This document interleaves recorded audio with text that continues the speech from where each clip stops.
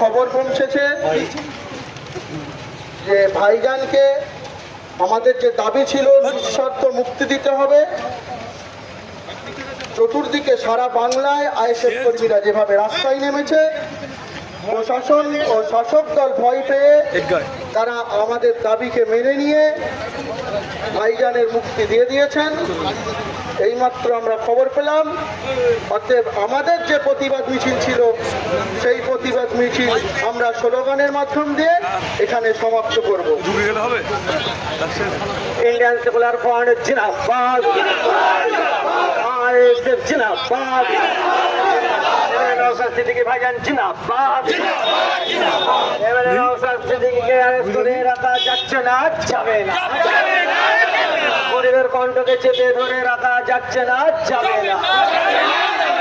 গরিবের হয়ে কথা বলাই বলে নওশাদ সিদ্দিকী ভাইজান তোমায় জানাই স্বাগত। ইনকিলাব ইনকিলাব ইনকিলাব জিন্দাবাদ, আইএসএফ জিন্দাবাদ, নওশাদ সিদ্দিকী জিন্দাবাদ। গরিবের হয়ে আওয়াজ তোলা এমএলএ নওশাদ সিদ্দিকী তোমায় জানাই স্বাগত। বন্ধুগণ, আমাদের কাছে যে খবরের কথা, আমরা এখানে আমাদের পদসভা সমাপ্ত করছি। আমরা যে যার দিকে ফিরে যাবো, এখানে সমাপ্ত করা হবে। গাড়িটা তুমি চোখ করে ঘুরিয়ে নাও এবারে।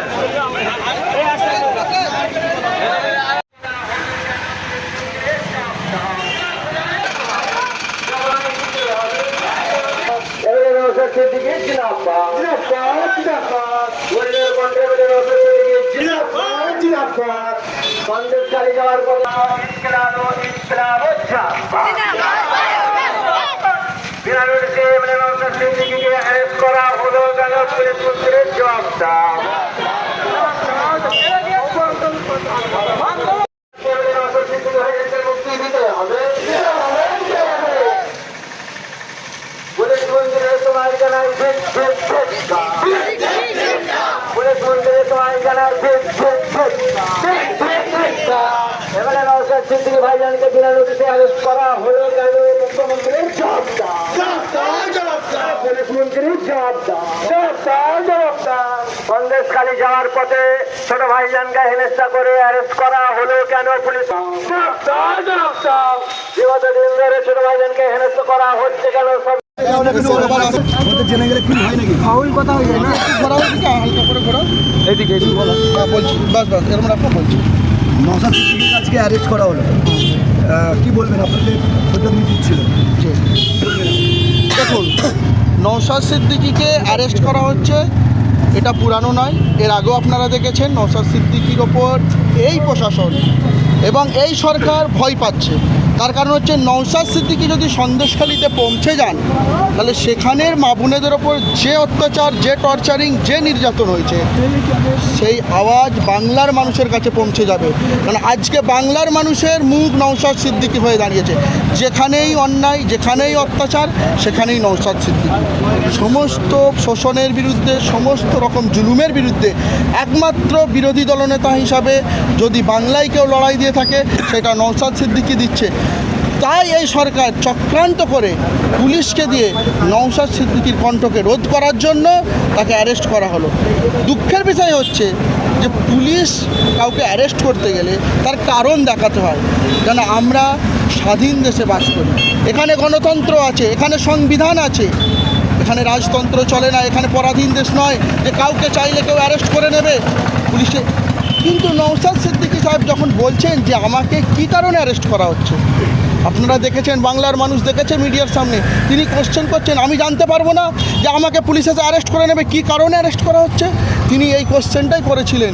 পুলিশ তাকে বলছেন না 144 ধারা আছে, কিন্তু 144 ধারা আছে সন্দেশখালীতে, যেটা বাংলা গ্রামীণ পুলিশের আন্ডারে পড়ে। আর নওশাদ সিদ্দিকীকে অ্যারেস্ট করা হচ্ছে science city Kolkata police 60 kilometre Sandeshkhali থেকে সায়েন্স সিটি দূরে। তো এই ছলচাতুরি এটা মানুষ মানবে না। বাংলার মানুষ এত বোকা না, বাংলার মানুষ বুঝে গেছে যে তৃণমূল সরকার তার গদি হারাবার ভয় খাচ্ছে।